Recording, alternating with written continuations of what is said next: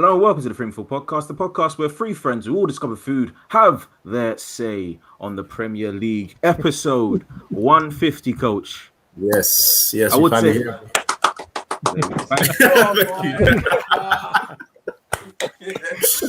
put the sound effects in this, so I don't really sort it out. Thank you, man. We should have got some sound effects. To be honest with you, we're slacking on that in that regard. Reggae halls and them things, isn't it? Nah, it's only for Arsenal. Only for Arsenal. Ever present -1. That's your new name because I can't not do you like that. It's kind of a diss, but you did miss one, so I have to say it. Yeah, but no one remembers that one. So that's not relevant. Do. That's why it's relevant. That's why it's relevant. What did we speak about in that podcast? Is what it is, man. You. Cool. It's a stacked podcast, so I'll let you do the introductions, Coach. All right. I will start first with my brother below me. Mush, how you doing, brother? I'm very well, thank you. Honoured to be on such an auspicious occasion. So yeah, looking forward to it. Not the best circumstances for my current mob, but delighted to be on and looking forward to talking about it. It's always a pleasure to have you on, despite the club you support. That's from me personally. To your right is my boy Usmaan. Usmaan, how you doing, my brother? I'm good. Thank you for having me on, man. And obviously, congratulations on the 150. Huge milestone, man. You guys deserve all the plaudits, man. Love my bro. And Usmaan, he always has me on his platform as well. So he's helped me grow just as much as we're helping each other. So yeah, much love to you. To his right is, again, making his second appearance on the podcast, Neil Atkinson. How you doing, bro? Very, very good indeed. 150 is absolutely tremendous, gents. Well in. Really good stuff. Thank you, man. Thank you. Trying to be like your club and winning things or doing things properly, you know what I'm saying? Whoa, why are you giving credit to them? Because I'm trying to be narrative one time. Just one time. Just one time when we move, just Liverpool. One time. I would never say anything nice about Spurs. That is because Spurs don't win anything, so what can you say? That's fair. Okay, there you go then. And just above him, making his debut on the podcast from the Athletic, Mr. Roche. How you doing, brother? I'm good, thanks. Thanks for having me as well, and congratulations on the 150. Hopefully, there's many more to come. Hopefully there is. Hopefully we get to 200 real soon in 50 weeks. Should be good. Well, you say it like that. That's really close. Yeah, really close. I hope we can go outside in 50 weeks. My ambitions are limited. All right, then intros are out the way because it is such a stacked podcast. I won't be my usual hilarious self. So let's get into the games. Should we start with the worst? Man United Liverpool? I feel like we should start there because it was such a bad game. I wouldn't call it a bad game. It was a bad game. There was nothing. It was so safe for both sides. Wouldn't you agree? No, I wouldn't agree. I think Liverpool did try to create things, but right now their front three just don't know what to do with the ball. Right now they just look bereft of ideas. To look short on options. The link up's not there. The same sort of drive that they had going forward is not there anymore. Mane's been out of form for a while. Salah was dealt with by Luke Shaw, which, shout out Luke Shaw for that one. Firmino's touches have not been there for a long time, nor is he finishing well. Decision making from both sides was poor, namely Firmino and Marcus Rashford on the United side. So I think the game was... I don't think it was sort of like a team where both were trying to be cautious. I think Liverpool was trying to make something happen, and the United tried to do that in the second half a lot more, but both teams just lacked that little bit of quality at the end to make something special happen. So I enjoyed the game. I didn't think it was that bad. I didn't enjoy the game at all. I was sweating throughout the whole game. Honest to God, I was panicking every time Liverpool went forward. I felt like they were going to score. I know, obviously, you just mentioned the fact that they looked, Mane in particular is out of form. The quality he possesses. Firmino, to be fair to him, I don't think he was brilliant last season anyways. And they still won the league, so I don't think he's that much of an issue. I think it's more Mane not contributing because it seems that a lot of emphasis has been put on Salah, who, like you mentioned, got pocketed by Luke Shaw, which surprises me as well, as much as probably the Liverpool fans, don't get me wrong. But look, I don't think it was a poor game, but in saying that, a lot of United fans are disappointed because, we didn't go for it at the end, as you know, Kojo. We didn't take our chances, so to speak. But I think it's probably a fair result with both halves played out. I thought United were cowardly over the course of the 90 minutes. I think that if Liverpool went to Old Trafford and the Man United centre-half partnership was Nemanja Matic and Scott McTominay, and we came back with an expected goals of less than 1, and we were lucky to get that, I would come away absolutely disgusted in the enterprise. And I think that ultimately, the United manager, was trying to be too clever for his own good. Pogba on the right-hand side was just messing about. I thought Fernandes for 45 minutes, the first 45, was genuinely dreadful. This should have been his big stage and his big moment, and he was constantly the wrong side. He was constantly where he shouldn't be. He wasn't chipping in to help out. So I thought, ultimately, I think if any side's coming to Anfield, you're going to have to defend, and you're going to have a plan to defend. And United had that for a period. But what you've just said there, what changes the game, the defining factor of the game, is that if Liverpool's from 3, if any 2 of them play their 7 out of 10 game, Liverpool are half-time 2-0 up. The fact that all 3 of them are 5 out of 10, maybe even 4 out of 10, is what defines the match. That's not good defensive play. That's not a good plan to expect the opponents to be poor, to plan for them being poor. I think you can deal with players, and I think the Salah, Luke Shaw thing's a decent enough shout. But Roberto Firmino should just kick it in the goal on one occasion and should just pass it to Andy Robertson, who'd then be 8 yards out on another occasion. That is not good defending. That's hanging on for dear life, and that's just not being punished. And United should have been punished first half. I think in the end, by the time the game wraps itself up, I think United find the way a little bit in the second half, and that's been the story of the season. But I'm looking at that there, and I'll be dead honest with you. I've come away from that game absolutely convinced that Man United are winning nothing with that fella in charge. Winning absolutely nothing with that fella in charge. Coach, before, I was worried about United with reference to the title before this weekend. I was thinking, if it goes to about 77 points, etc., but between what City have been doing recently and combined with what I've just seen from Manchester United there, genuinely, it wasn't dissimilar to the EFL Cup semi-final. If Liverpool score from a set piece, or if Firmino scores on the 60th minute mark and it goes 1-0 Liverpool, then the game breaks and it probably goes 2-0 Liverpool, and it follows exactly the same pattern as that match where United should have been in it and never really were. And for all the talent that United squad's got, I genuinely think you're deluding yourself, United supporters, if they feel as though they've got a fighting chance of achieving anything while Solskjaer's sat there in the dugout. Well, where do I start? First and foremost, regarding what you said about the manager being disgraceful, the manner in which he approached the game. Look, for me personally, as a Manchester United fan, I've never seen us go to... I can't remember the last time we went to Anfield, really, and put up a proper fight. I think watching the Man City game, I hear the comparisons. I do agree with your comparisons. And I actually said to Kojo yesterday that Liverpool should have scored in the first half, especially. I think the Firmino chance, you can say on another day he hits it better. It was more the pass that he should have played to Robertson. I don't know why he didn't play that pass. I think that's obviously, when I spoke to Kojo yesterday, I said to him that in my eyes, that's a clear-cut chance. Obviously, people talking about Bruno and the Pogba chances. I think Liverpool had an equally as good chance with that one because he has to pass that ball. You saw Angelino score passes for RB Leipzig with the exact same effort across the ball. I'm expecting Robertson to. That's what I was expecting. Him to be Angelino in that situation. It's a goal across goal. It's 1-0 to Liverpool. Then I'm expecting, obviously, you guys to come for us. Where I defend Oli, and obviously Kojo knows my thoughts on Oli, so I'm not his biggest fan. But where I defend him is, if we haven't got a proper CDM, and I'm sure Kojo would agree with me, McTominay and Fred together, right? You don't know what's going to happen in terms of defensively. Thiago was going past Fred like he wasn't there most of that game. For the first 25-30 minutes. And I can only imagine if Oli was a bit more adventurous and it wasn't so defensive in the manner in which we approached the game, you probably would have been 2-0 up because it was so easy for Thiago to get past us and dominate the ball when we were so defensive. Imagine if we were a bit more gun-ho with our approach. I think you would have ripped us open. And I think, again, I'm not sure what the United fans think. Our defence is an absolute myth at the moment.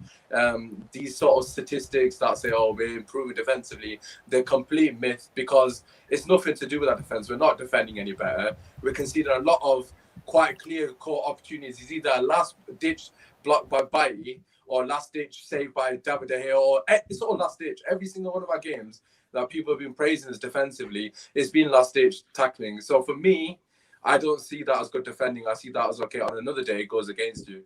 I think that's fair, but the thing I'd say is, listen, Liverpool are playing Fabinho and Henderson at centre-half. Now, Fabinho, I think, has done ever so well at the heart of the defence, but he's not brilliant in the air. So there's a world where you play 2-on-2 against them, Cavani and one of Rashford and Martial, and just pin them and make their lives practically impossible. Well, and he doesn't want to do that. And I think that's from a United point of view, I think he can do that to them.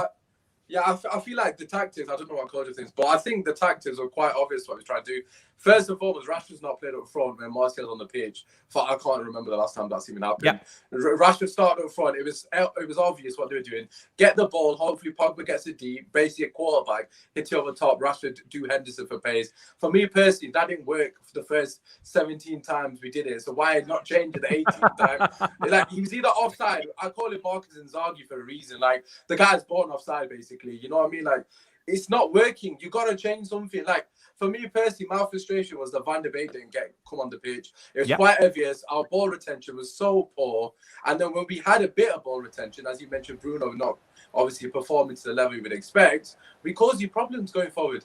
And that was because we offered something in terms of keeping the ball, playing it along the ground, and then actually playing football instead of just hitting the ball in behind like with Stoke City. And hopefully Rashford uses his pace and gets on the end of it. So in that sense, I hear what you're saying. I wouldn't say it was cowardice. I think the tactics were. I see what the tactics were, but I just don't like it because I felt like we could have offered more with the quality of players we've got. Well, I think just to add to what you've both said, actually, because you've made some legit points there. I think one thing that I was really surprised by United's approach is that you've got a player like Jordan Henderson, right, who hasn't played at centre-back throughout his youth years. This isn't a position where, he's just come out of into senior football. And I felt that a basic approach of just trying to knock it over the line or knock it over the backline we had was the exact thing that Henderson would be comfortable seeing because he has a lot of time to work out what he's going to do. Whereas if you're going to interchange, if you're going to play short, if you're going to have forwards who are making sharp and clever runs and positions where Jordan Henderson isn't familiar with, that's when you probably would have seen him struggle. And I just don't think that United approached it, like Neil said, until about the 70th minute or so, where there was a lot of good one-touch exchange on the counter-attack, where I think United made some good areas and positions. I just felt United played the exact opposite way of how they should have played. Because like Neil said, whenever are you going to play against Liverpool Football Club with two central midfielders playing at the back? Yeah, no, just to add, obviously, before someone else speak, the thing is, when I seen your lineup, right, I was absolutely baffled that Cavani is not starting. The most elite movement in the club, but I couldn't. It's not even close. You can add up all Rashford, Greenwood, and Martial's IQ, and they'll still be below Cavani's. That's how much he's above them. One of the best in European football. Exactly, and you just said it, Mush. That's exactly what me and Cole just said in the preview. We will win this game if Cavani is playing on Henderson's shoulder. Playing behind him, he's not going to be able to deal with his movement because he's not a centre-back. Even Fabinho was struggling as Cavani. And as you mentioned, 70th minute onwards, what a shot. Cavani was on the pitch and we looked like we were going to score. Because his movement is creating space for other players to find those pockets. Bruno even looked like half a decent play in that last 20 minutes. Like, everyone was contributing to the attacks. And it's just one of those things. Like, we could have potentially won the game if we were more sort of ambitious, so to speak. But in hindsight, it's a long season. A point at Anfield, I'll take it for now. That seems to be fair. Let's talk about Liverpool now. And it seems, I don't know, could you put any blame on Klopp for not identifying that? Because, I mean, if you're looking at it, it's kind of disgraceful that he has two centre midfielders playing at centre back. Jordan Henderson, like you said, has never played centre back. And Fabinho, he's been a right back, been a centre back, been a DM, that sort of type of player. But obviously nobody foresaw the injury that Van Dijk had. But with Joe Matip and with Joe Gomez, they're both two very injury-prone defenders. Could any block be levied at? Can any blame be levied at Klopp for not identifying that problem and then solving it with buying a centre back? It's worth saying that Liverpool have deepened the problem over the summer because he lets Lovren go. Lovren wants to go, but he lets Lovren go in order to bring in Chimikas, who we've barely seen. He's not kicked it all the way through the season. Liverpool had a decision to make ultimately in terms of budget. It's worth remembering there's a pandemic. Real Madrid did not buy anybody last summer and made 100 million euros in profit in terms of their sales. So, it's worth remembering all of that from a Liverpool point of view. Liverpool have got the fifth highest wage budget in the world. That money's going somewhere. It's going to footballers. But the thing I would say is I would always rather have too many centre-backs and too many centre midfielders, and we'll sort full-back out later. And from Klopp's point of view, Klopp spent a lifetime at Liverpool where he's not had enough fullbacks, and he's had loads of flack for it from Liverpool supporters. Similarly, he held on to Dejan Lovren for another season, and everybody slaughtered Klopp and everybody slaughtered Lovren. And ultimately, what we're actually seeing this season is that Klopp was right for the previous 2 seasons. Frankly, you are better off having James Milner at left back and having an additional centre half than you are where Liverpool have ended up, to be quite honest with you. And I think that, you know, you look at sides, you look at Ferguson's teams. City win at the weekend with Zinchenko at left back. You know, there are sides throughout history who've been brilliant sides who do make, do, amend in full-back positions, in wide midfield positions. You don't do make, do, amend in the spine. And I think Liverpool have got it wrong. But to say that, as I say, this is what Liverpool supporters wanted. Liverpool supporters wanted Lovren out the club, and they wanted Liverpool to buy cover for Andy Robertson. So they've got what they wanted, and I think we've got to remember that. And listen, don't get me wrong, I think Liverpool have had a plan to strengthen its centre-half next summer. This was a bit of a gamble that they've taken to get Thiago in now, make those decisions, get Jota in now, add that additional threat. But so far, it's fair to say it hasn't come off, because I think if it had come off, Liverpool would have somewhere between 4 to 9 more points as a minimum, and it'd be in much better nick. But this is the gamble, and this is what the gamble not coming offs look like. But I will say it again, lots of Liverpool supporters, especially the ones who I can describe as very online, were very desperate to see Liverpool invest in a left-back position, and very desperate to see Dejan Lovren not play for Liverpool anymore. Yeah, I think just to add to kind of what Neil's saying, because I think there's other things that, I mean, you don't expect sympathy from outside the club, because that's the nature of football. It's all about, you know, rivalry and whatnot. But I don't think any club accounts for literally their senior 3 or 4 centre-backs all getting injured at the same time. I don't know if provisions can be made for that. And I definitely agree you go as deep as you can in a key position like that. I think where I feel the discussion isn't being had is that for all the problems Liverpool have had in terms of getting personnel on the pitch, the goals, Liverpool are not shipping goals. Liverpool are not conceding any more than any other side. Even in this terrible run, it's been outscoring opponents. It's not that we're conceding 3 and having to salvage a situation. And I think where a discussion, and I don't know if Neil agrees with this, needs to be had, is that I've seen for weeks now, and I'm sure every Liverpool fan who watches us will say that there's been a lack of click in the way the ball moves. And obviously, because Liverpool build from the back, a lot of that was attributed from the starters not playing and a player maybe as good as Van Dijk or Matip, especially when he brings the ball out on the ball. But I think where I have a bit of accusation for Mane and Salah, especially on the weekend, was that there have been games on end now where you can sympathise with Mane and Salah not receiving the ball in good positions, such that they can't do anything. But I felt that on Sunday they did receive the ball in good position, and they could have forced situations. And I one of the boys on Cop and Fracas, Mike, we had an argument because he told me that Salah couldn't get into the game. But I said, if you look at the second half especially, how many times Mohamed Salah received the ball with his back to a fullback in the left channel or standing him up facing the goal? These are positions where Mohamed Salah has terrorized the Premier League for 2-3 years, and he hasn't produced what we're used to him producing. So whereas the games like the Southampton game and the Newcastle game, you could sympathize that in open play we're not creating. This was not the case against United. This was a blatant lack of quality and confidence that I don't know how you break this cycle of feeling like you won't beat your man, because I haven't seen Mohamed Salah beat his man in weeks on end now. And it's really frustrating because you don't really know what's changed. I don't know if you have any thoughts about that, Neil. No, I think that's really valid. I think it's all very valid. And I think that there's been a bit of... I was fortunate through a weird set of circumstances to end up in the ground for the game against West Brom. And I think that when Matip gets injured, it was like the whole team took a body blow of, God. And they began to worry massively about what was happening in the right-hand centre-half channel. And in the end, it doesn't help. They get undone and nerves spread everywhere. And that happens in football matches. But Liverpool's structure and shape and press was good against Manchester United. The front three got the ball in good areas against Manchester United, especially in the first half, and they've got to do more with it. And there's no mitigating circumstances for me on that one. There's been mitigating circumstances, don't get me wrong, but on that one, there's no mitigation. You literally need to play better in a big match. All three of you need to play better in a big match. And I think that's something which, it'll change, it'll come. I think I don't think all three of them have played well for back-to-back games, all three at once, since the 17-18 season. I think and I don't think it happens. I don't think it happens in football where all 11 players play well at the same time. It's a ridiculous place where there's not even 5 at the moment for Liverpool who are. But it's not the manager's job to get all three of them playing well. It's the manager's job to get results in football matches. Exactly. And Liverpool have been getting that, but there tends to be at least one who's in good form at any given moment, and often 2 are in good form. At the minute for Liverpool, all 3 have played themselves into pretty poor form. And I think that it's something. And then the next issue for this is the manager can look at that, watch that, and then at the minute he looks at his bench and he doesn't have Jota to throw on. He's already started with Shaqiri in a game like this one, so he hasn't got a Shaqiri move to make, and he ends up just, I think, dwelling a little bit because he's thinking.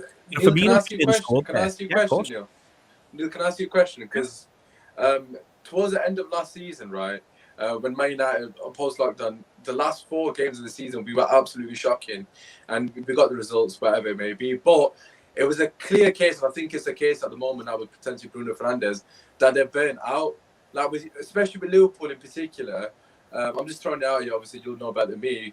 You guys play a very high pressing game. It's obviously rock star football, whatever you call it, rock and roll sort of football. I feel like there might be a case where there's burnout. You saw when Jota was playing, Salah was performing quite well at that point. Obviously him and Jota were kind of carrying the forward. I know Mane hasn't really done it this season, but I feel like with Jota in the team as well, it was taking the burden off Mane. It was taking the burden on Salah because there was another person, fresh legs, taking that sort of ownership, and there wasn't as much pressure on them.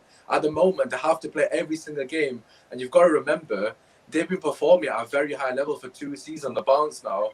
They're just going through a low, similar to Aubameyang, right, at Arsenal. I know he scored twice last night, but Aubameyang's, he's just a normal player. He's well within his right to have a lull. It's part of parcel of players' football. It's just the effect coinciding at the same time because potentially they could all be burnt out. I think it's as much a psychological thing as it is a physical thing. We can see in every game that players are playing with less intensity, lack of fans, lack of pre-season, what's gone on around last summer, and when they themselves couldn't train properly for a period of time. I think the football is poorer now than it has been, I think, for about 3 years. But I think Liverpool have a very specific couple of issues around that, and I think that one is that the Liverpool assistant manager is on record as saying our intensity is our identity, and at the minute Liverpool are struggling to be intense, so therefore Liverpool are struggling for identity, and I think that is a problem. And I think that if everyone is less intense, then Liverpool are going to suffer from it more than anyone else. The other thing that Liverpool are struggling with is that sides are treating games against Liverpool like training sessions, not least because there's no one in the ground. Our game against Newcastle, I'm convinced, I'm not saying we would have won it if there had been a crowd in with 20 to go, but someone would have won it because it would have been the Wednesday night over Christmas, 55,000 in St James's Park, everyone smashed, they've been out all day, and the crowd would have made something happen. And, 1 in 4 times that's a Newcastle winner, 3 and 4 times that's a Liverpool winner. But what's happening is Newcastle just stay in shape because it's a good point for them, and they haven't got 50,000 lunatics screaming at them to attack. And I think all of this is hurting Liverpool, but I think there's another thing as well, which is that you go through 2 years effectively, like you're saying, of playing the most intense, high tempo, high octane football you can possibly imagine to win a league title. And then you win a league title, and if you look, no one's retained, other than City, no one had retained the title in the whole of the previous decade. You've got to go all the way back to 2009 with United to see the last time someone had retained the title. So you've got to go through the slog again. But not only are you not going to go through the slog again, your fans aren't in. They haven't got to sing your name as champions. You haven't had the parade. All the prizes that they give you, all the good things about being in a footy team where you've worked so hard, Liverpool haven't had that release. They haven't had it once. They haven't had one moment with their own supporters where they've been champions. And I think that there is, genuinely, I think the burnout thing is, it isn't just the idea that the legs are tired.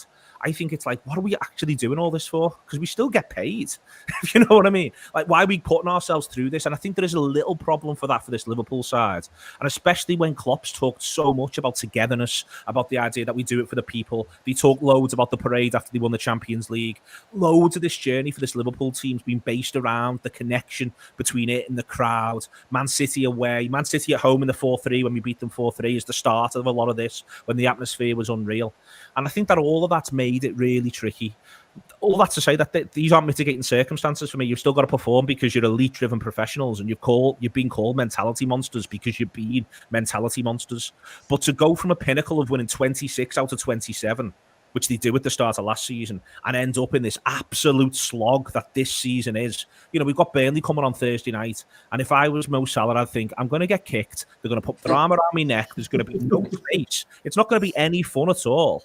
Yeah. All this is coming. I'm getting no protection from the officials in normal play. I don't want to talk about penalties, but Maguire is another footballer this season who's been pictured with his hand around Mo Salah's neck without consequence. And there's a point where someone's got to get a grip of a referee, as far as I'm concerned. Like, a Liverpool player during the match and say, stop letting him be grabbed by the neck. It happens every game at the minute. Someone puts their arm around his neck. That's not football. Kick him by all means. Don't put your arm around his neck. And I think that all of that, I think they'll be thinking, Jesus, Burnley are just going to come and it's going to be a line of four, who we were going to sit right in, and it's all going to be no laughs. Van Dijk's injured, and I just play the lads who look like they're enjoying themselves. I'd play Thiago and Shaqiri again because I think for Liverpool they need it to be fresh. Yeah. Sorry, can I ask a question? Yeah. I want to ask Art something because Art's been nicely chilling for a while. I just want to get his take on this. Something popped up this morning, actually, that quite surprised me. Diarra Hammond came out and sort of spoke about Thiago's role at Liverpool and said it doesn't really suit the way Liverpool play. Do you think there is an issue with Thiago? Because I'm sure we've all watched Thiago. He's a quality midfielder. We've seen how he was at Barca, his younger years, and then obviously at Bayern Munich last season. Fantastic for them, helping them win a treble. I think it was a treble. So, do you think he is an issue? Because I don't really see a problem with him being there. I think he's a high quality player, which Klopp is a very good manager enough to make him fit in the Liverpool system. I don't know. He was giving games so that we could call him an issue. Let's let him play 10 games. Yeah, exactly. Can he have 10 games without getting crocked by an Evertonian? That'd be nice. But one, do you think there's an issue with him playing in that team just yet? Do you think he still needs to fit in there or find a way to fit in there properly? And two, after watching that game, which one of those two teams do you look at and say they would cause City a problem? Because City are my favourites right now. Who do you think would cause more of a problem for City in the long run? Yeah, well, for the first one, I don't think there's any chance of Thiago being a problem in that Liverpool team. I think during that game, he was the highlight for me from a Liverpool perspective, because I think even the way he receives the ball when it's coming to him, he almost already knows where his marker is and he knows which way to turn to get away from him and then spray a pass away. And I think from looking at the game from a Liverpool perspective, it was him who was making the real difference and the person that looked most like impacting the game in a positive way. And it just didn't seem that, I know the guys have already touched on it, but it didn't seem like Firmino was up to the quality or didn't have enough confidence to back that up with the correct pass in some circumstances or a quality finish. And I think the problem was more what happened in the final third, because Liverpool had no problem actually getting to that point. It was just what happened after that. And so with that, I don't think Thiago's the problem at all. It's just about getting the confidence back for the players that are playing ahead of him. And what was the second part of the question? Sorry. So obviously I think City are the favourites for me at the moment in time. Mm-hmm. But after watching that game between Liverpool and United, obviously they've got to play each other again in the FA Cup and in the league again. But after that game, who do you look at and say looks, I don't say more impressive, but could possibly pose more of a threat going forward, considering Liverpool's issues with the front three, for example, United not being so good defensively but getting away with it? I'd still go for Liverpool just because I feel that with Manchester United, if you're a title challenger, you don't go to a rival club, even if it is Liverpool at Anfield, and set up how you set up. With Paul Pogba on the right, there was no real chance of them creating anything from themselves, and they just come in. So I was watching the game and I was actually falling asleep at times because Manchester United just sunk back into their box and just waited, just like almost like they were a relegation team hanging on.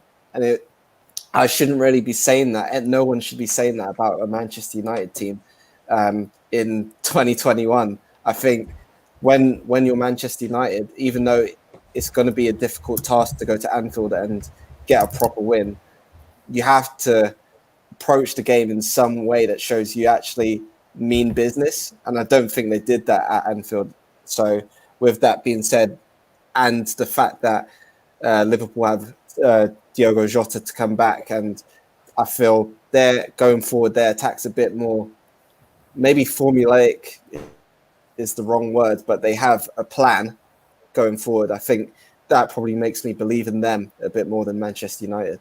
There's a couple of comments from Worldwide Red Show about, pressing and Thiago and pressing and all that sort of stuff. Firstly, he played for the Bayern Munich side that pressed brilliantly.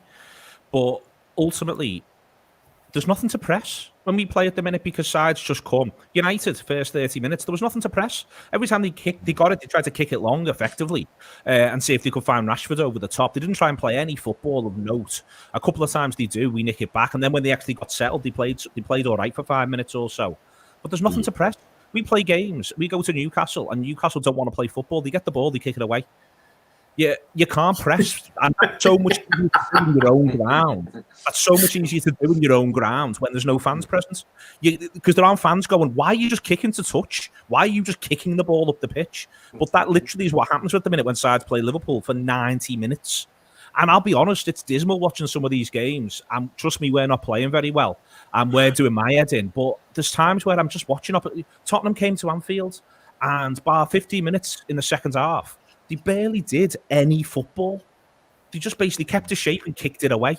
Great, lads. All the best. I mean, we're in a pandemic here. Can we have some entertainment? But no, you don't want to, and the situation with no one in the ground makes it far easier to just play 90 minutes of anti-football in any given game, home or away. And we're going to Spurs soon, and it's going to be absolutely miserable. They're going to be worse than us, mate. You thought we were. Yeah. Well, to be fair, I think when we were playing, we just tried to. It's this thing where I knew I like what you said at the beginning when you said that you are now convinced for 100% that United are not going to do anything with this guy because it looked like we're trying to do everything in one pass, and you are not going to do everything in one pass with McTominay and Fred being the two midfielders that collect the ball from midfield to try and do something going long, especially with 21 energy. Where's the 21 energy? I'm sorry. Listen. Hold on. They've just got to the first page of Premier League and he's chatting like this. It's taking me to Denver to get them, mate. But we're not going to achieve that. And he had, what's his name? Pogba trying to be like Aaron Lennon on the wing, which just isn't going to happen. So I don't know. But Mush, you said you wanted to talk about Trent. So we'll go there and then we'll go on to the next game. What is it they want to talk about Trent Alexander-Arnold?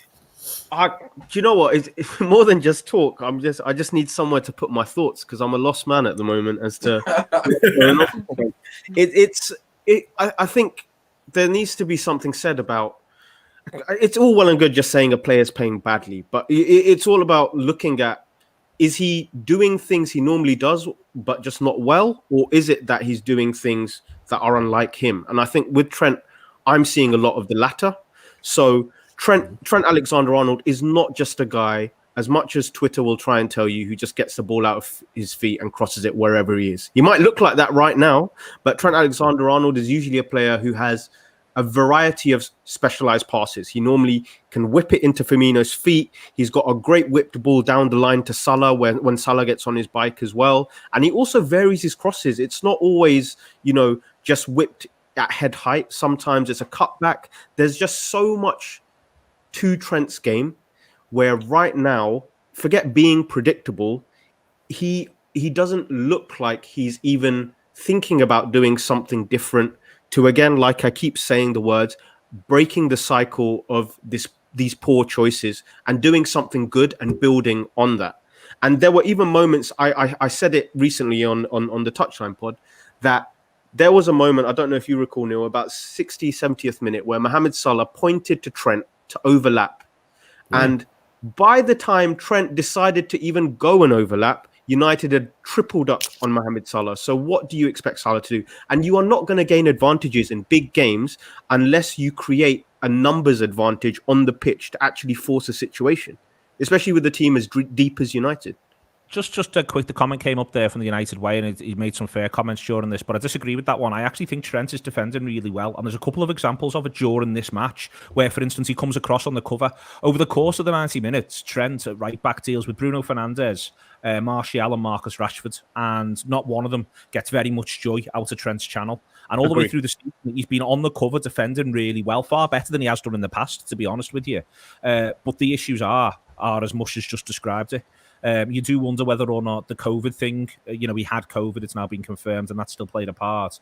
But I actually think he's been, for me, the footballer who's most suffered with Liverpool's shape issues because of who's playing right-hand side at centre-half. If you're the experienced right-back and you've got Reece Williams or Nat Phillips or Jordan Henderson, for that matter, playing next to you at centre-half, you've got to think, right, I've got to be more responsible. I've got to stay deeper. And I think with loads of stuff with Trent, you mentioned there, the overlap thing, Mush, one of the things is his starting position. So his starting position is currently 15 yards deeper. Oh, it's miles back, yeah. But the reason for that is because he's concerned. And I think he is, when I said before, the front three haven't got mitigation, and certainly haven't got mitigation at the weekend. I think Trent still does have mitigation.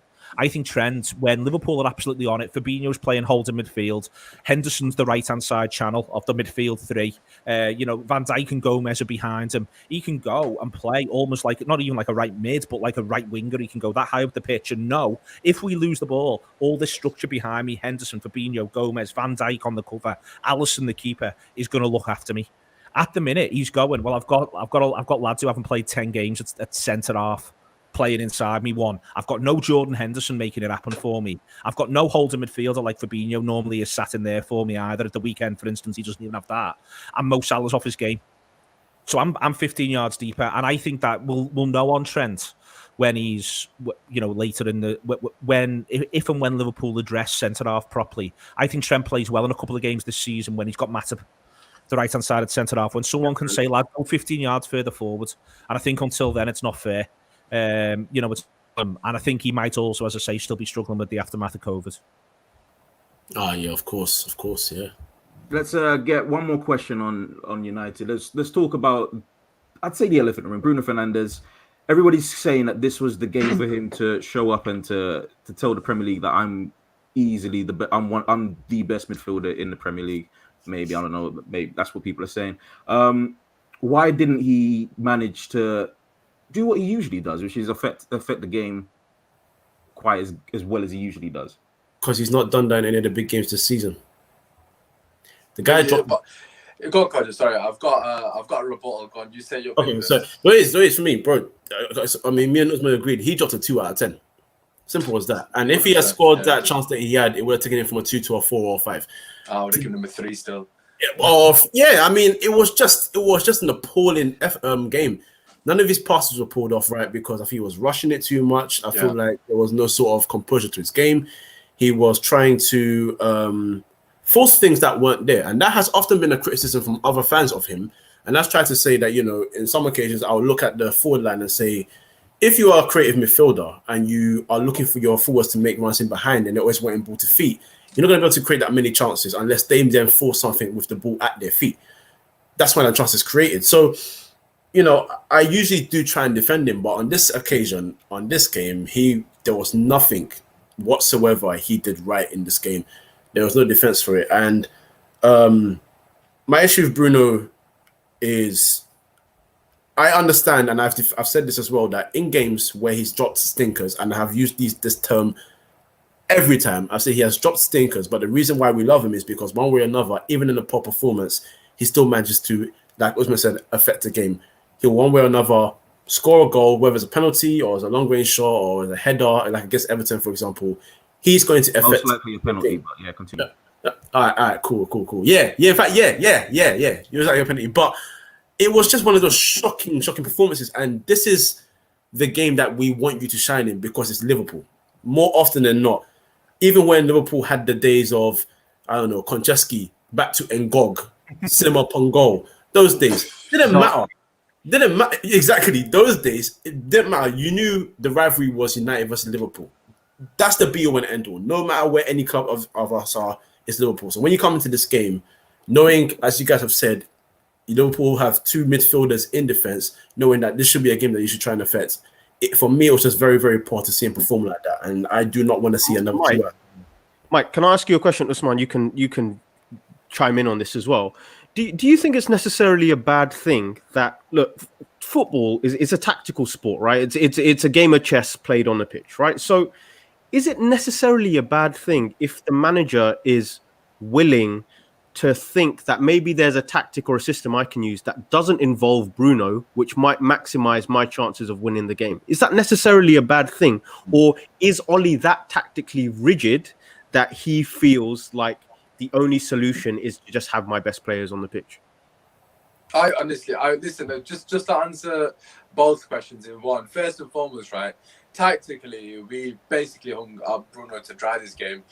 The way we've been playing throughout the season, where you've seen success with Prime, where you've seen success with Bruno Fernandes, is that Pogba gets the ball from deep, he plays the ball through the lines, Pogba and Matic, they play the ball through the lines, it gets to Bruno's feet, he in the pocket where you want him to be, he gets an opportunity to turn, play a pass through, or obviously do what he wants to do. In this game, first and foremost, credit to Liverpool, they didn't give him a second. Every time he got the ball, he's practically having to pass it away, first or second touch. I think they did really well to not give him opportunity to obviously control the game. My issue with Bruno Fernandes is, right, and I've been one of the people criticizing him, and the reason being, if you see it, when you're playing football, right, and someone crosses the ball over to you, and it's on the volley, and in your head you're thinking, I probably shouldn't hit this on the volley because I'm probably not going to score, but I've got to, and it's teed up for me to hit on the volley. You hit it, and it goes to the rose and you're like, oh, well, it is what it is.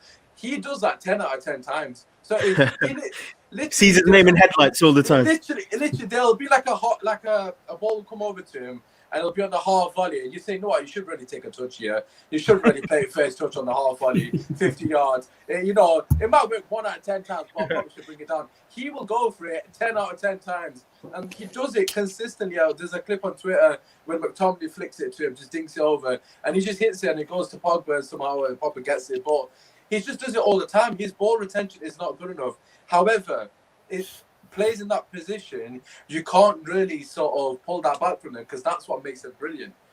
So with Bruno Fernandes to come back, why he hasn't done it in big games? Man United this season in big games tactically have been absolutely shocking. So it's not Bruno Fernandes, it's Man United Football Club.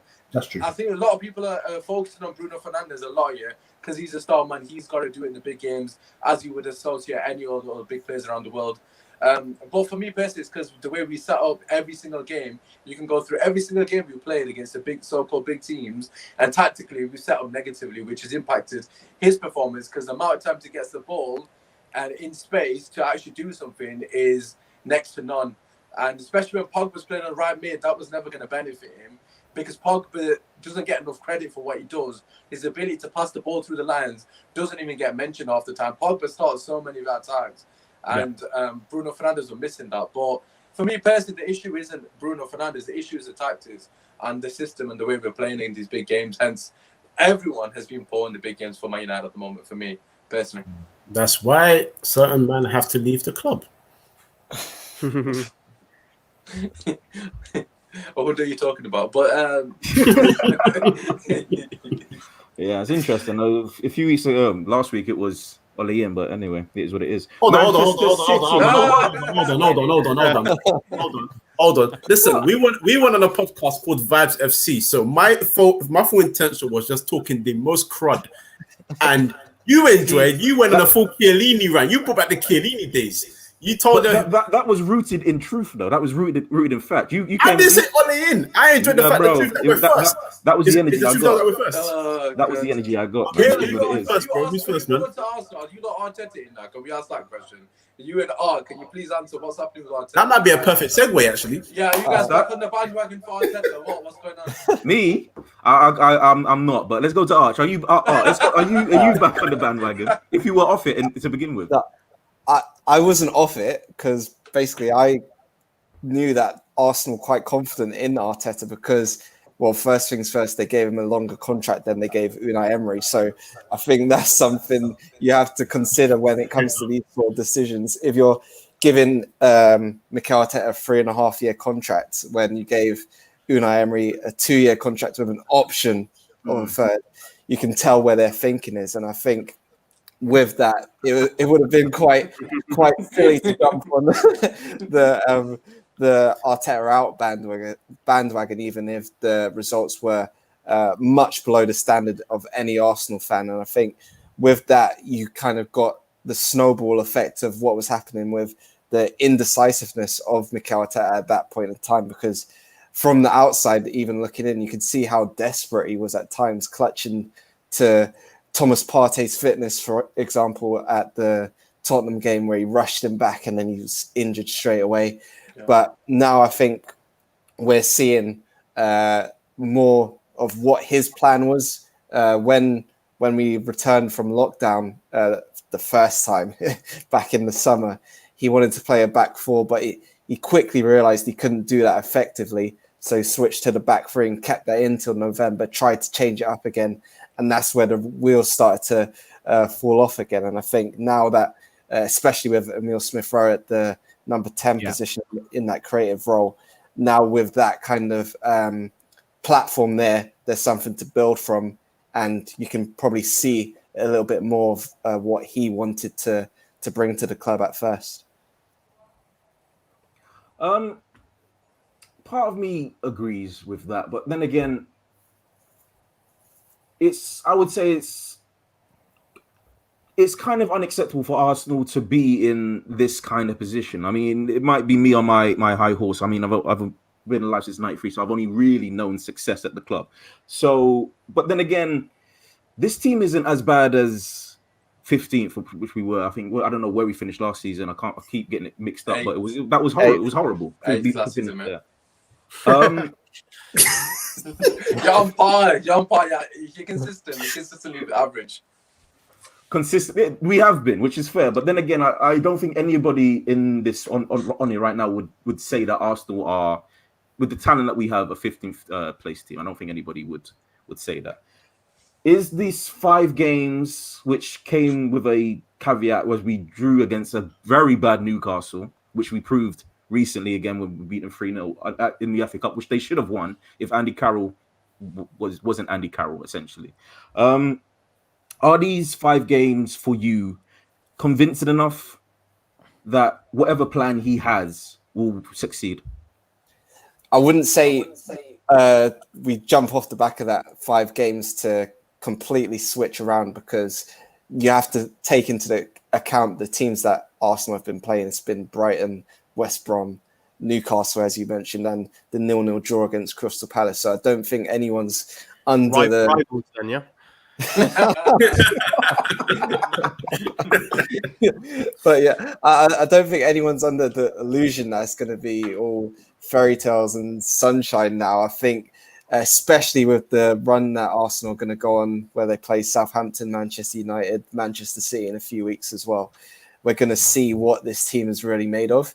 And especially in that run, I think it's going to be important to see how balanced the team is, because that's been a real issue this season, where, yes, the 3 at the back system was kind of efficient in the way that it gave Arteta some sort of plan to move forward. It was too restrictive, I think, where everyone knew the attacking threats was coming from the wing backs, and it was just too easy to plan for, especially with how slow the ball was moving from Granit Xhaka, Mo Elneny and Dani Ceballos in midfield. So I think with the new shape, the new system that's in place, it'll be interesting to see how that works against the bigger teams, and whether there is enough depth to back up what's been happening in these past few weeks. And personally, I think there should be enough there, but confidence will also play a big part, because when it comes to the Manchester United game, the Southampton game, especially if we play them twice in the FA Cup and then the Premier League, it'll be interesting to see how they deal with those. There's a lot of butt talk. Wow. Sorry. Art, can I ask you a question, please? In terms of, do you feel, because I personally feel this from the outside, that Arteta has responded and done well recently, of course, but don't you think he's done well by making decisions that he should have made absolutely ages ago? It shouldn't take Willian 12 games without registering a shot on target to know that maybe you shouldn't be playing, or it shouldn't take Joe Willock passing the ball off the pitch 15 times to maybe not play him in the number 10 position. Now, I'm not saying that I'm judging Arsenal for not being in the top 4. I understand this isn't the same club, but you've at least got to set yourself up for the best possible chance of doing well to at least keep those detractors away. And I don't know if Arteta's done that or if you feel the same way. I do think he was a bit late on some decisions, especially the Emile Smith-Rowe one, because that's one where I think it was clear straight away when he was brought in the Europa League. He is different from other players in the squad. He is unique. He doesn't do what Willian does, where Willian may receive the ball and then look at his marker and then pass it straight back to Hector Bellerin. Emile Smith-Rowe actually moves off the ball and he has a picture of what is happening around him. And he knows what to do when the ball meets his feet. One thing he does that I absolutely love is almost not all the time, but very often he will receive the ball with one foot and his next touch is almost always with his opposite foot. And that's something where the defenders aren't really going to be able to snuff that out quickly and get it. And the sharpness of his mind is so much better than those around him. And I think that decision had to be made weeks earlier. I was lucky enough that I expressed those feelings in an article and have been kind of proven right that I wasn't. I actually kind of know what I'm talking about at times, and there were times where I was asking him about Emile Smith-Rowe in press conferences. So was James Benge at CBS, who's at CBS now, and at the time it was baffling why Smith-Rowe wasn't playing. He was playing for the under-23s at times, and it was just a decision I couldn't get. And again, with the Willian stuff, it's like bringing him in almost undermined bringing in Nicola Pepe last summer, where Nicola Pepe, I think, was quite strong at the back end of last season, although we all know he needs to improve still. There was a gradual improvement there. And then to start this season as Willian's deputy, I don't think that did him any good. And now we're seeing him in that position again with Bukayo Saka playing at right wing, where I don't think anyone can argue that Pepe has a chance of being the regular starting right winger with Bukayo Saka in that position. So it is a strange one at times, well, most of the time at Arsenal, but I do think there were a couple of occasions where Arteta was a bit too set in his ways for his own good. I think it's hard to be an Arsenal supporter in public. Like, you win a few games, you get slaughtered. You know what I mean? Like, you win a few games. Is something you confess?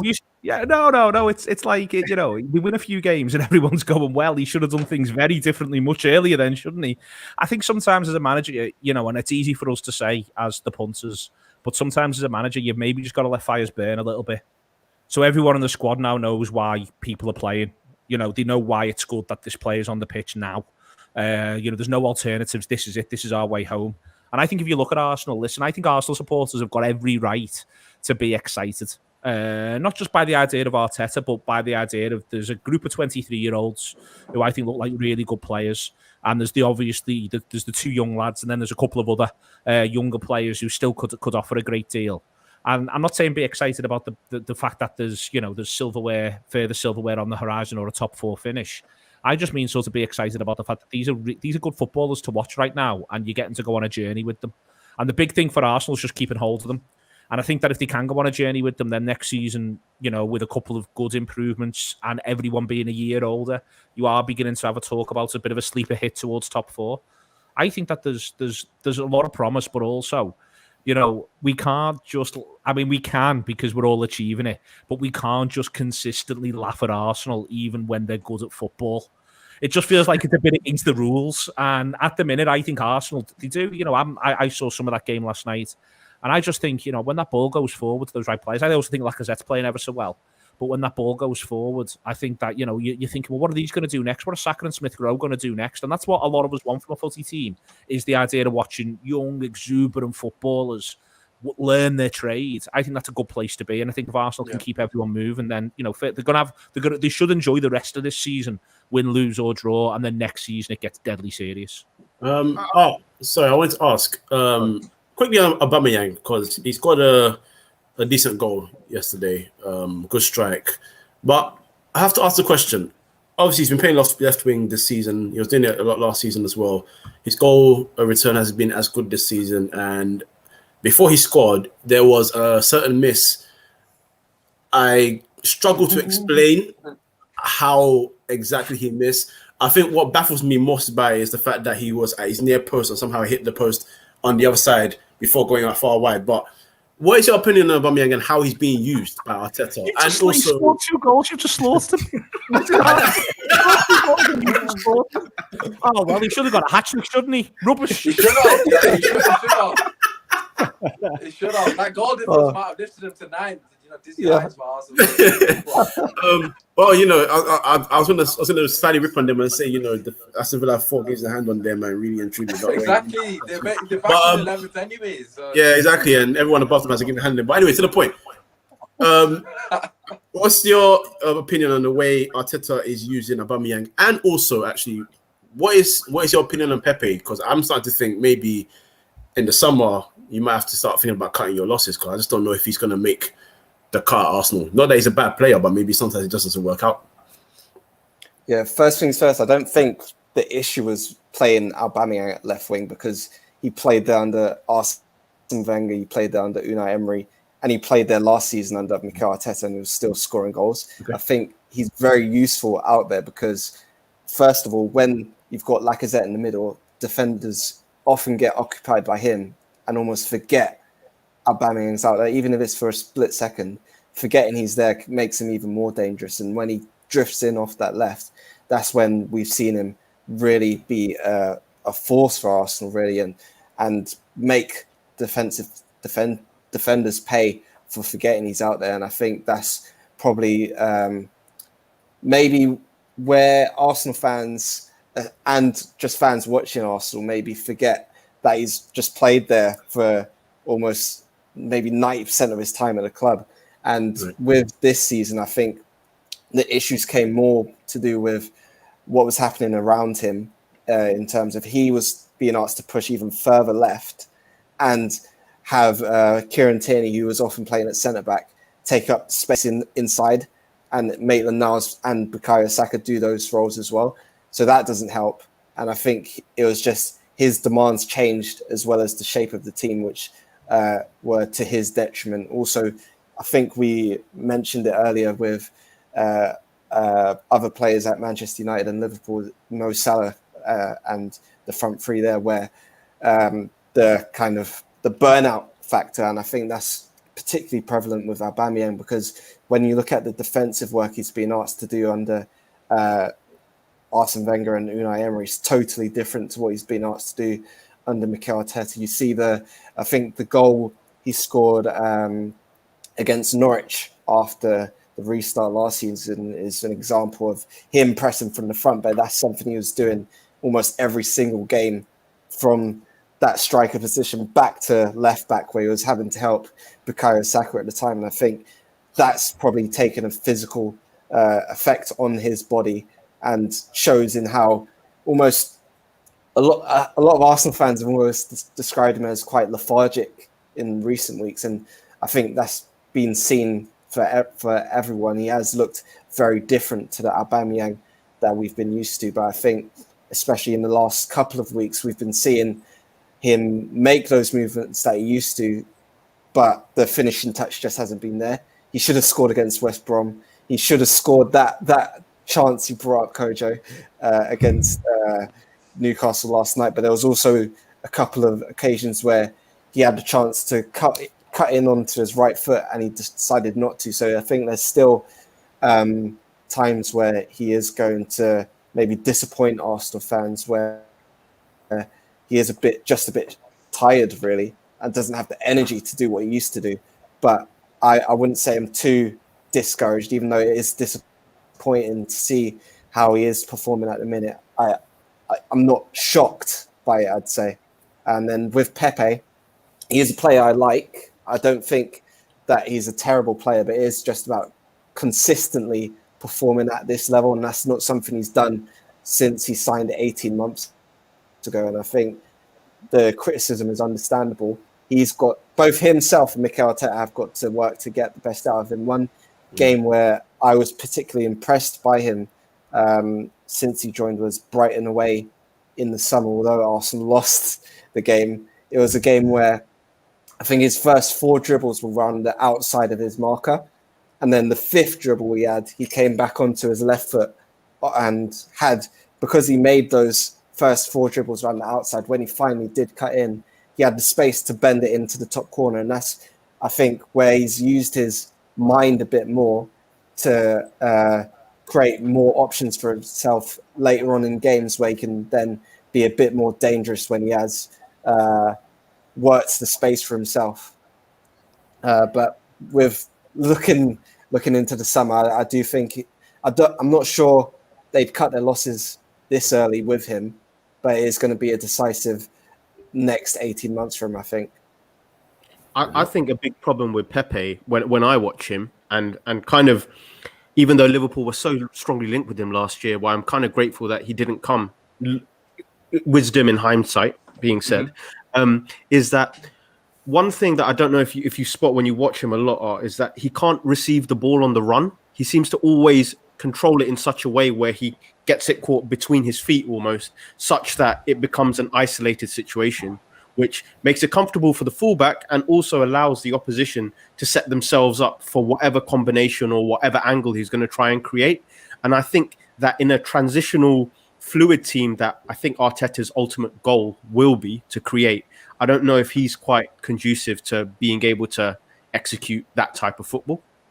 Yeah, I think that's something we see like quite often with Bukayo Saka, where when he's playing on the right, he's very adept at using his right foot. He can take a defender either way, and that is shown in the way he receives the ball. One way that like Pepe almost always receives the ball with sometimes with his back to the defender, and then he faces him up, and then he has to decide what he's going to do next. And with that, you just make yourself an easy target to get doubled up on, or just having to be forced into one direction. And I think with Saka, for the chance that Aubameyang missed, we see how he's taken the ball with his right foot and the problems it caused for Newcastle. Whereas I don't think Pepe has done that often enough at Arsenal. One of the games that sticks out is the Olympiacos game at the Emirates last season, where there was that moment in the second half where he's almost trying to kill everyone with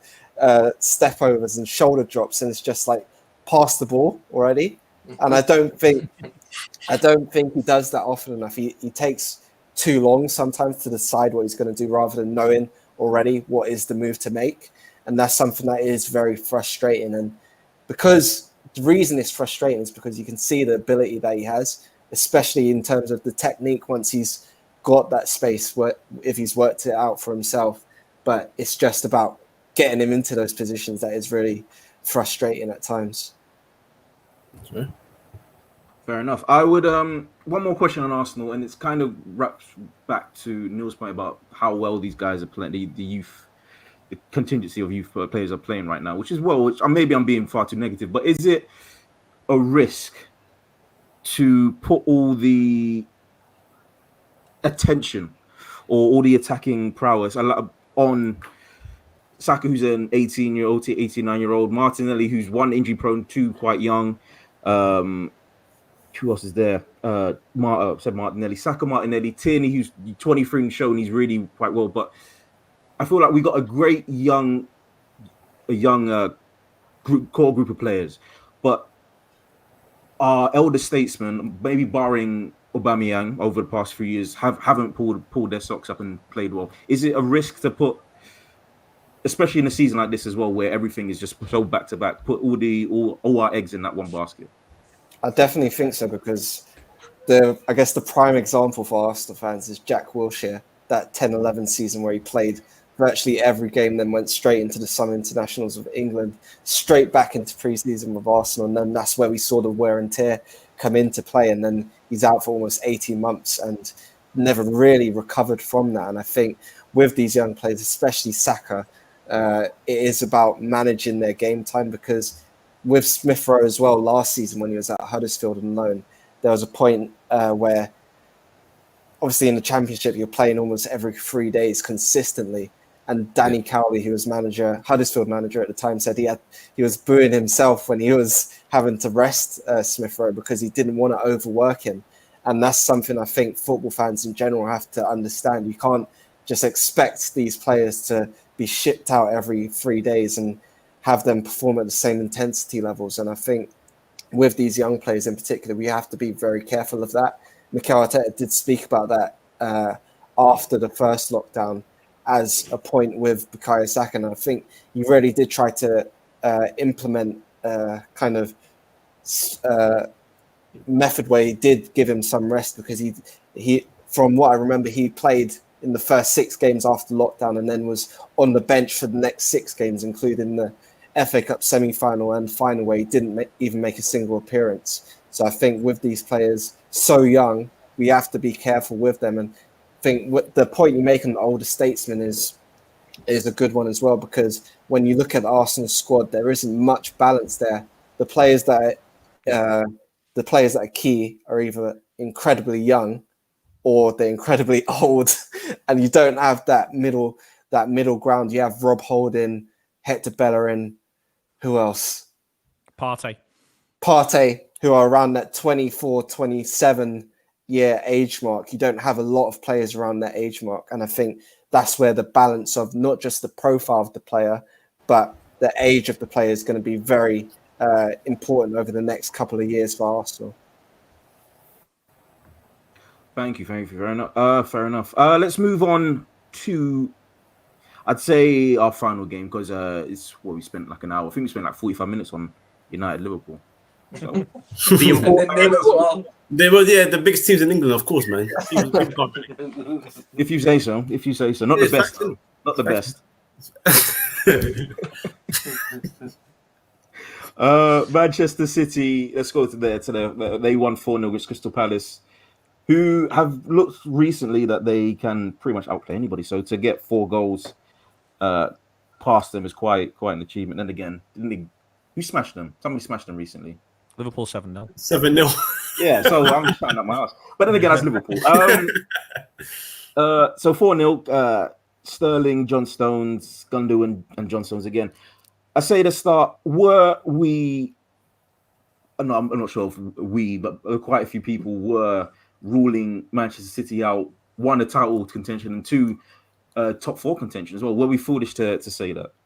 I think we've personally seen an amazing kind of the discussion we all had. Everyone here has mentioned the concept of burnout happening in the season. I think what we've seen is a very smart and intelligent method of playing, conserving a lot of energy. City games, and I don't even mean this in an exciting way, in an insulting way, because I wish Liverpool were like this, but are very boring to watch at the moment, but very effective with their chance creation and the positions they get the ball in. And you can see by, I think statistically, they're running a lot less than they have compared to 17-18 and those high pressing City teams. And I think Pep has got it spot on based on the schedule, based on the pure workload of this season. He's just developed a way of playing which is drama free, but probably will hold him in good stead throughout the season. Whereas teams like Liverpool, teams like Spurs have started a lot more high octane, and now that they're burning out physically, City are able to conserve their energy and probably will be able to go on into May in the same way they're playing. I think just to add to that, like for me personally, I was definitely someone that writ City off at one point during the season. I felt like I was starting to criticize Pep Guardiola a lot. A lot of the times, you see when he's gone to new clubs, he's kind of inherited the team, he's added to it with the transfer window. For me, this is the first time I've seen Pep Guardiola in his whole career rebuild a team. And I'm not saying, look, it's not been a massive rebuild, but as a Man United fan, this pains me, but I've got to give him huge credit. Like, I didn't think he had it in him, because there was a moment this season that everyone was criticizing Pep Guardiola. Oh, he can only do it when you spend a lot of money. He's still pumping money. And I know he's bought Diaz, who's been an absolute revelation, but he's kind of rebuilt it. He's kind of sort of torn down all the foundations that he laid before with the sort of tiki-taka football. And he thought, no, what? I'm going to have to change it. I've got to change the blueprint. And I think he deserves a lot of credit. Gundogan playing alongside, obviously, Rodri in that CDM role, although I'm not a huge fan of his.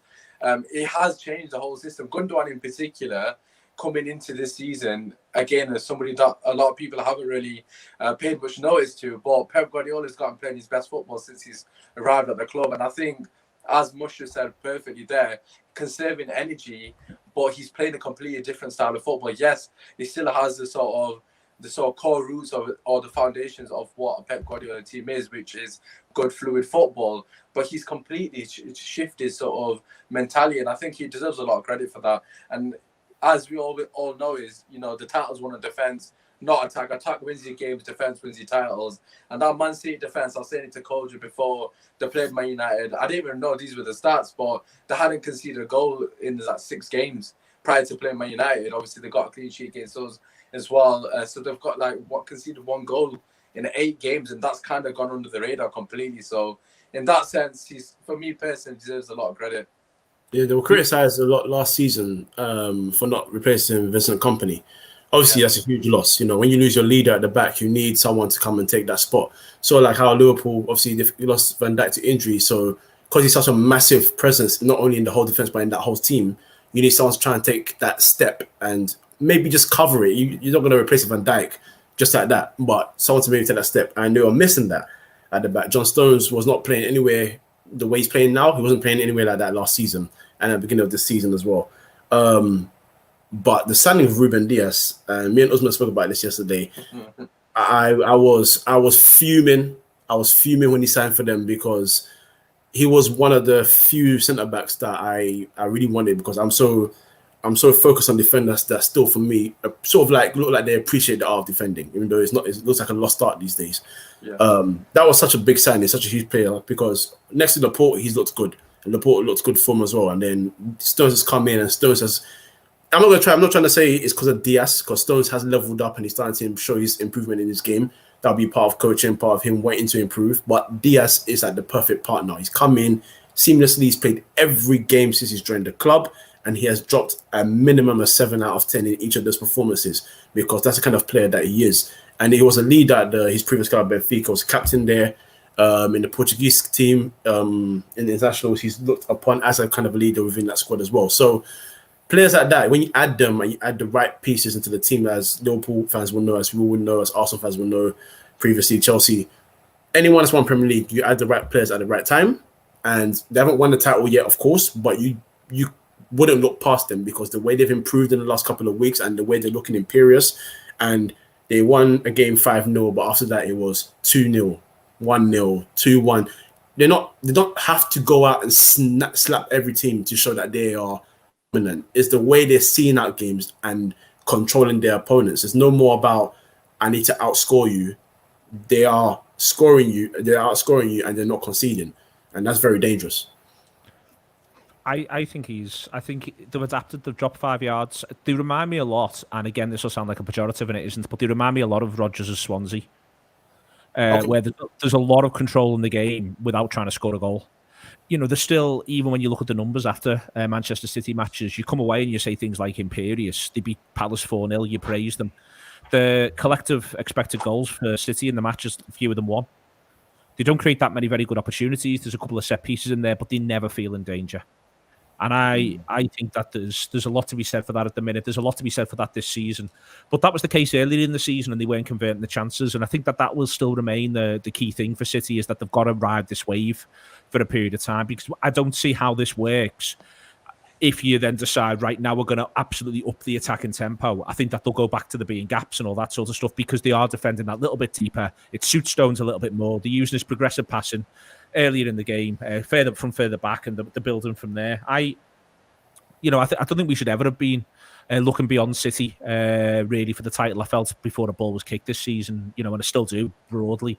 It'll be one of City or Liverpool, because they are just the better sides with the better players. The thing with City is that they're the ones who are currently in possession of form, in possession of momentum, and in possession of playing well. All of that said, I haven't got a clue what happens in their game against Villa this week. Not least because I haven't got a clue what Villa are going to look like with reference to COVID, but also there's a lot of what Villa do and the way they can play in bursts that City won't like, and it will be a bit of a test for them, because it's one thing to keep the ball away from a Roy Hodgson Crystal Palace side on the road, but it's another thing when you're dealing with Jack Grealish's Aston Villa, if he is indeed fit and available, because he won't want to stop. He'll want to play like his life depends on it, like he always does. So I still think there's a fair way to go for City, and this is their kindest run of fixtures if you look at the rest of their fixtures for the rest of the season. But ultimately for me, I think you've got to say the favourites at the moment for the title. I'd have them there as favourites for the title. They know what they're doing. They know what they're about. With De Bruyne, they've got the best all-round midfielder in the league. They've got the man who can break defences open. And when this season's a bit Roy of the Rovers, if you've got a Roy of the Rovers player, the best one is Kevin De Bruyne, not just by a little bit either. I'd say I think he's the best Roy of the Rovers player in the league by some distance. I think he's far superior to a couple of his much vaunted rivals like James Rodriguez or Bruno Fernandes.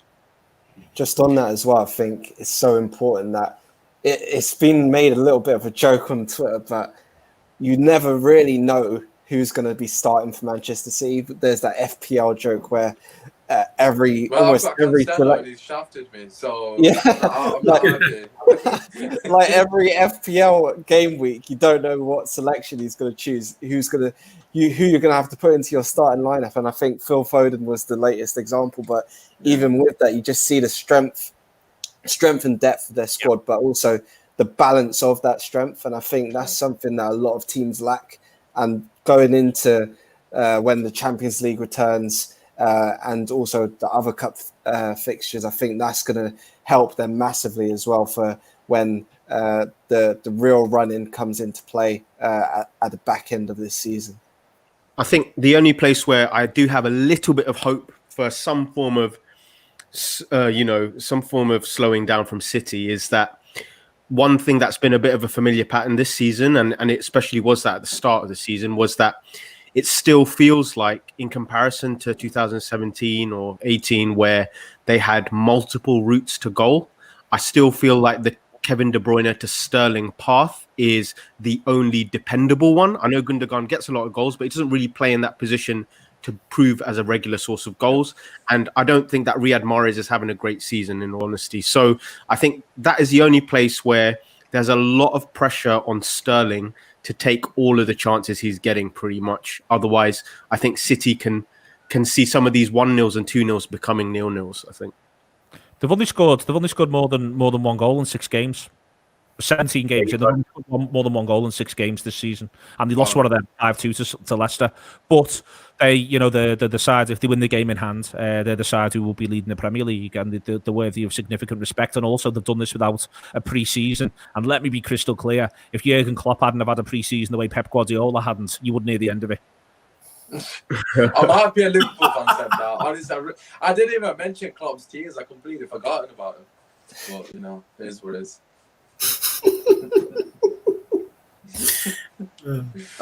Should we get one last quick game in Chelsea-Fulham? Why not? Go on then. I like complaining about Chelsea, so let's go. Yeah, and let's talk about Timo Werner as well. Oh no, here we go. Coach just started already. I to be honest, Timo Werner, I kind of mentioned it yesterday. Like, the guy's got abundance of quality, hasn't he? I'm a massive fan of his. Obviously, I watch RB Leipzig because Nagelsmann needs to come to Man United. That's the side note. But in terms of Timo Werner, I think the whole issue is Frank Lampard and the selection. Everyone's out of position. Like, there's not many players that are currently in position. Like, you see Hudson-Odoi, a lot of Chelsea fans on social media are crying for Hudson-Odoi. I've been saying he needs to be playing, not because he's been the most impactful player in the recent times, but they need that width. And you've got someone like Timo Werner is clearly, he's clearly lacking in confidence. His ability, as Coach, you said yesterday, it's not even just his finishing. It's gone down to the point that he can't even play football now because he can't even take anyone on. He can't even pass the ball. His confidence is that short. It's practically on the floor. So for me personally, I think you potentially could take him at the firing line and then ease him back in, because at the moment, if you're playing him and he's constantly dropping basically 2 out of 10s, it's just going to make it worse for him. Or either that, or play him in up front, because at the moment he's looking like Morata to me. And obviously they don't want to go down that route, do they, really? Damn, Morata. Oh, man. What it is about me for him is that, obviously, I think where I'm a bit frustrated with Lampard in terms of Werner, Havertz, so on and so forth, is when you sign players from Leipzig and you see the way teams in the Bundesliga play minus Bayern, which is obviously a lot of high line, very high pressing, and every time you saw a goal from Werner in that league, 8 times out of 10, it was a case of counter-attacking. He cuts him from the other side, uses his pace, he just bombs down, he finishes. But he's not a winger. he will drift over there, but he starts as a striker. He's a number 9. And if there was a time where teams were sitting a bit deeper, like for example, when they beat Tottenham last season, his movement was decent enough to find spaces in the box to finish. Now, I'm not going to blame Lampard for Werner's finishing, because some of the chances he's missed this season, there's no amount of coaching that you can do to change that. I'm talking about missing when you're practically on the line. I'm talking about a 1-on-1 against Fulham where you have no pressure on you. It's 1-0, game's done. Really and truly, even if you don't score it, of course, it doesn't change anything as proven, but surely that's a chance that you should be taking better, at least to make the keeper work, and it went completely far wide of the goal. You know, I can't blame Lampard for that, but the way he utilizes some of these players and the way they are now shoehorned into this team, and the reason, and that's why people like Kai Havertz are getting ripped into, and then Mason Mount, through no fault of his own, in my opinion, is being made a scapegoat in terms of why is Mount always starting, why is Mount this, why is Mount that. I don't think Mount's been one of their best players, if not the best. Can I say something to? I don't want to say defend Lampard here, but there's something I sympathise with him for, and that is that now supporting Liverpool, we've managed to see 3 to 4 years of a progressive build of a team, right? Where along with the personnel developing in a nice transitional way, you also see the ideas become clearer and clearer. I think what we saw from Lampard last year, where I think Lampard was very popular with a lot of people, hence why he was up for awards, but also received plaudits as well, because he'd come in, we all know, no transfer, we had the transfer ban, no Hazard, so on and so forth. It's almost like he was developing an identity and a method of playing.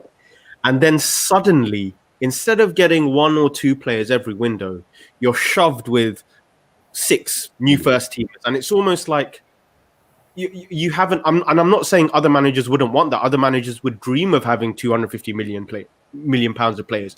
But when a manager is not only learning to manage a team, but also as a young coach, only 2-3 years in management, who's learning his own identity, is almost forced him to veer away from a natural progression into this superstar team, which I don't think he was ready for or he expected so quickly.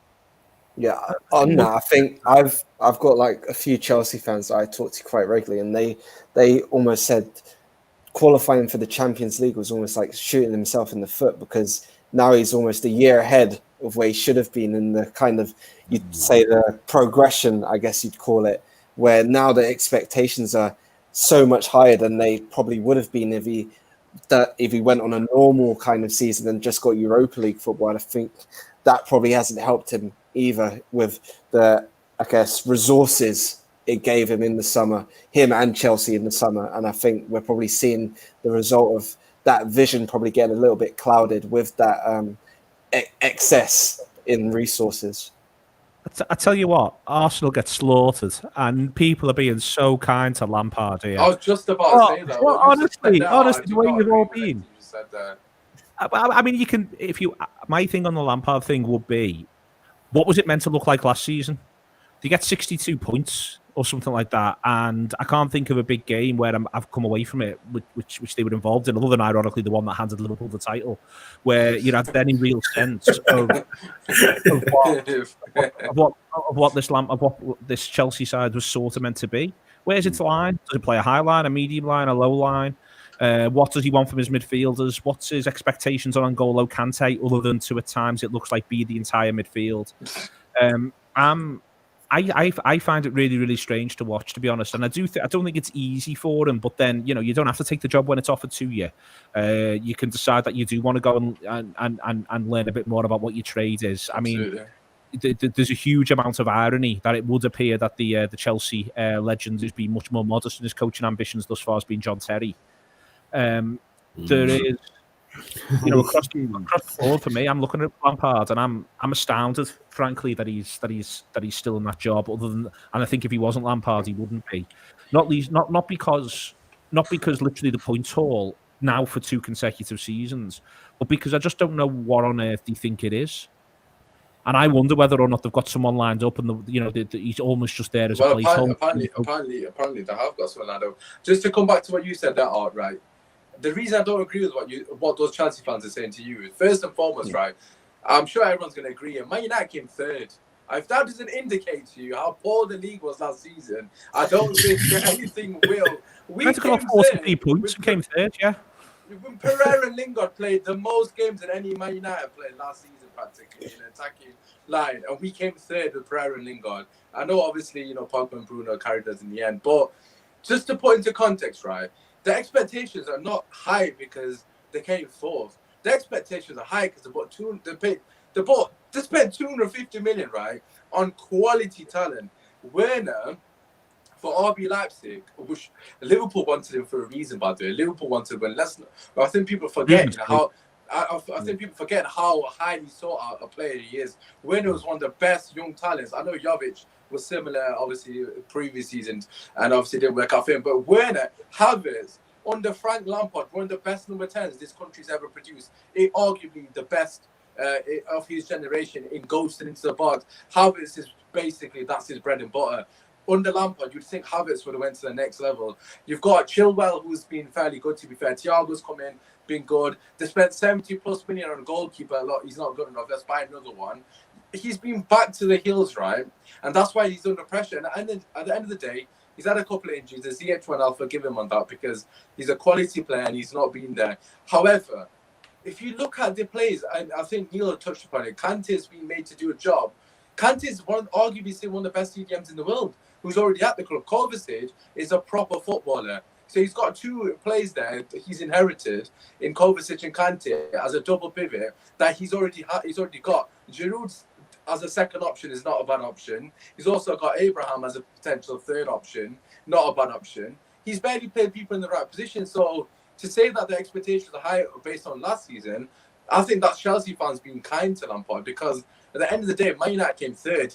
He bottled that top four last season. The fact that Man United finished above him is an absolute joke. We were like 12 points behind him. He's just fortunate that Leicester were even worse than him come the end of the last season. So I don't think he deserves that much praise for last season come the end of it. He bottled it for me. To go 1-0 up in the Cup semi-final against Chelsea, don't win the game. And these are just one-off games, so it can sound harsh. They get taken to the cleaners by Bayern. Bayern were brilliant, but they still don't put up any degree of a fight in front of a packed Stamford Bridge. We remember that game as though it's a pandemic game. It wasn't. It was pre-pandemic. And Bayern Munich turned up to Chelsea's ground, to Stamford Bridge, which, by the way, should be one of the most terrifying places to go in England, and absolutely did a number on them all over the place. It's hard for us, Art. I mean, Arsenal might just wander up there and win. I don't know, but it's always we had a 2-2 win. 2-2 win with Martinelli's goal. There we go.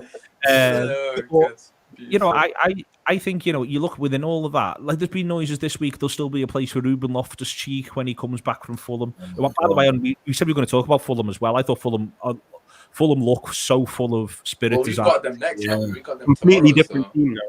Yeah, they're on leaps and bounds. But, Ruben Loftus-Cheek, he's been sent away. Barkley's been sent away. They brought in, you don't count the money, but they brought in Thiago Silva. I'm just looking at them thinking it should surely be not just... Neil's got no excuse. Neil's got no excuse. Let's be real. Absolutely no excuse. You're forgetting that Pulisic obviously didn't even sign him. He's been injured. He's come back into the team as well. He's got quality in abundance. Look, he's had a couple of injuries. But if you compare their team and Chelsea fans, if you could go back to the videos that they made at the start of the season, they were talking about the title on the back of that window. They weren't even talking about top four. If you speak to Chelsea, obviously us fans, we get deluded and all that good stuff. But every Chelsea fan, we're first or second this season. And now they're talking about, because he did whatever he did last season. You put the expectations as fans expecting to be up there with the Liverpool and Man City. Now, they're well below par. They've got Leicester tonight, and if Leicester beat them, Leicester are 9 points ahead. And that's the midway point of the season, realistically. Leicester are 9 points ahead if they beat them tonight. And if Leicester go 9 points ahead of them, that is scandalous. Because I think Leicester have done really well under the circumstances. Absolutely. But they have not got anywhere near the same strength as that Chelsea side. Exactly. And if 9 points ahead of them, then 100%. That would be absolutely ridiculous. I think we're at a place where more often than not, you find out a manager isn't good enough for a club by him managing somewhere else, and then you having enough proof to know he shouldn't manage there. Whereas through some form of, whether you want to call it reputation, nepotism, whatever you want to call it, Lampard has found out he's not good enough to manage Chelsea. by managing Chelsea. I think that's kind of what's happened, unfortunately. I mean, he was at Derby first, so to go from Derby to Chelsea is one hell of a climb. That's not a body of evidence, is it, Kojo? I mean, ultimately, no, it's not.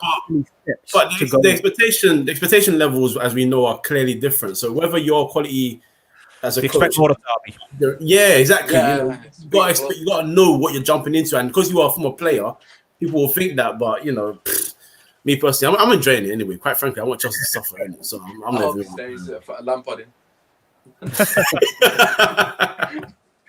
Oh God. You said you wanted to talk about Tottenham. I don't know why they're disgusting, but you go on. Talk about Tottenham. No. I said let's talk about how embarrassing Sheffield United have become. Well, do you want me to speak from as someone who works for them?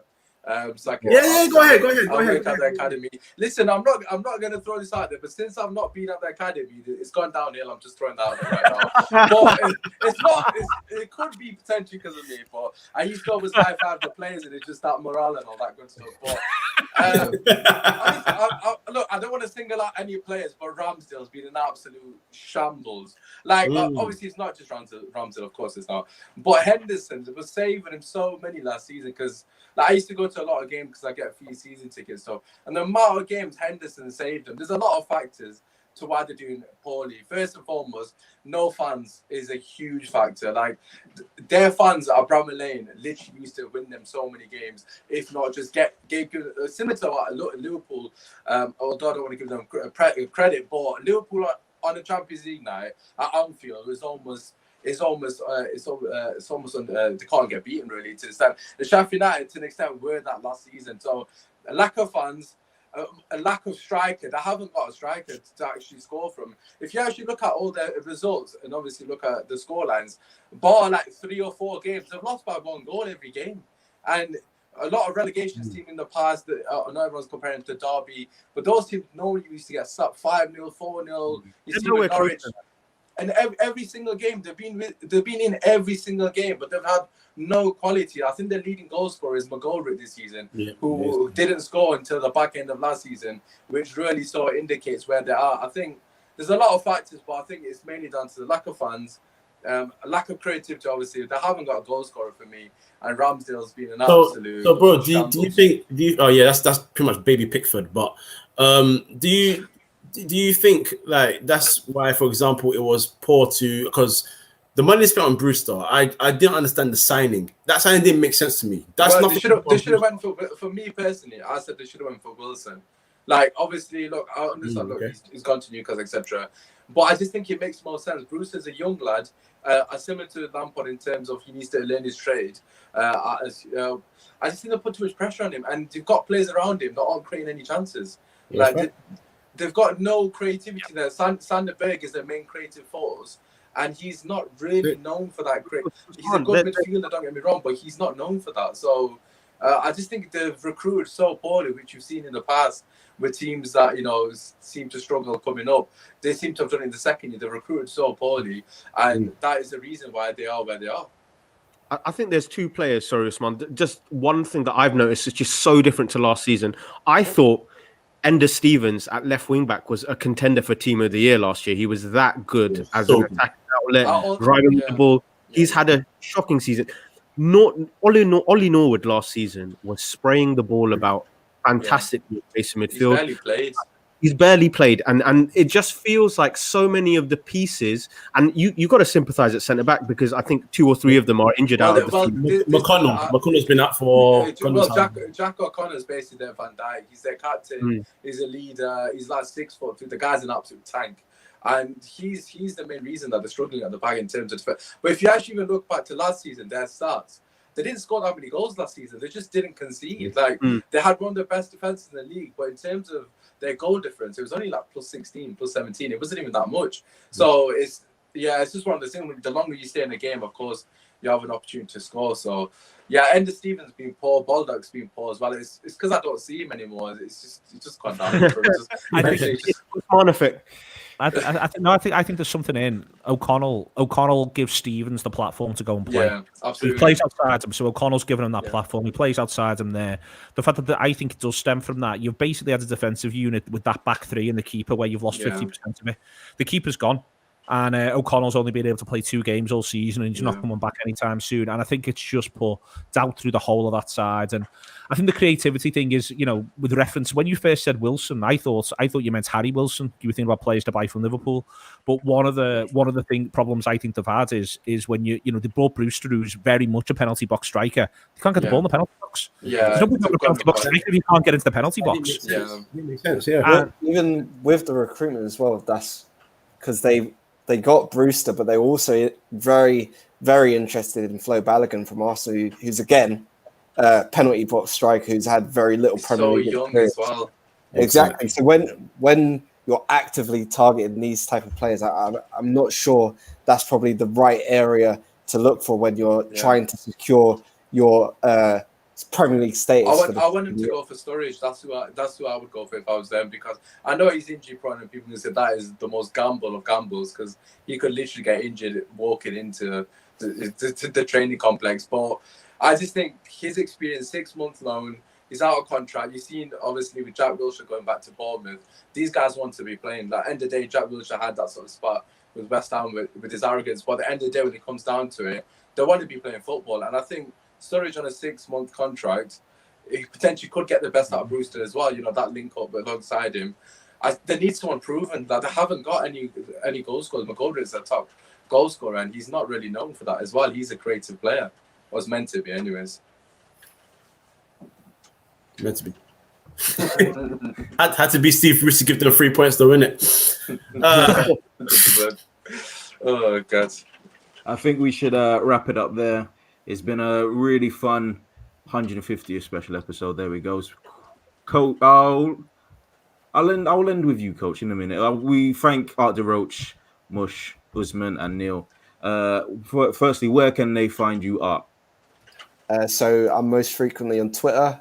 My name's Art de Roche, ArtDeroche, and yeah, find me there. Mush, where can I talk you? Fine. Find you. Yeah, the name is apt. If you just search "Talking to Mush" on Twitter, you'll be able to find me. Hopefully, just a quick little plug. I've got a comedy podcast coming called None of Our Business, which is all about growing up in England as an Asian person, and it's for all of us. Naan breads on a Friday night, all sorts. So yeah, it should be good, and it's coming soon. Love that. Where can I find you? Just on Twitter, UsmaanTalksUnited, or on YouTube, where Kojo is obviously a regular as well. You'd love to see it. And Neil, where can I find you? Emphatically still in ours, but also the AnfieldRap.com for all the Anfield Rap stuff, and on the Twitter @Knox_Harrington. But just feel free to knock around, though you'll have to stand 2 meters away in the drive. And Coach, I'll leave you to wrap it all up. Where can they find us? So I've put everyone's links as well in the bio, just in case anyone didn't catch any of that. So it's all in the bio as well, all the links to the YouTubes, Twitters, and so on and so forth. Of course, you can find us on Spotify, you can find us on SoundCloud, you can find us on Apple Podcasts, 3inMidfield, that's the same as Twitter, and on YouTube right here, of course, at the 3inMidfield podcast, and you can find me in first place. Yes, Kojo! Yeah, I said Neil, it. do you want to tell us where we can find you? Actually, I'm just I like was Coach. going to say thank you, but nah, screw you, Coach. That's that was done. What are you saying that, bro? Come on now. Nah, disrespectful. Anyway, it is what it is. Thank you all very much for joining us. This has been the 3inMidfield podcast. Good night. Peace.